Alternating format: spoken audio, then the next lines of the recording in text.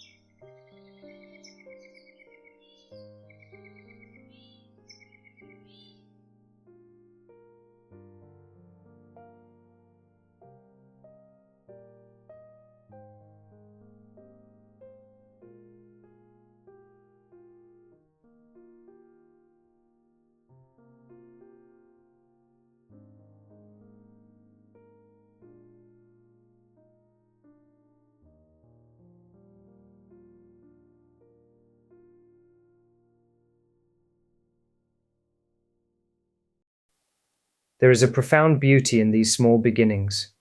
In a few months, this landscape will be heavy with fruit and bustling with the kinetic energy of summer. But for now, I am simply soaking in this February quiet. It is a reminder that even in the heart of a dense city, nature maintains its own clock, finding a way to start fresh. I'd love to know what the first sign of spring is where you are. Leave a comment and tell me what you are planning to grow this year. Thank you for watching. If this was helpful or inspiring, please give it a like, share, subscribe, and tell me what you're growing in the comments. See you next time in the garden.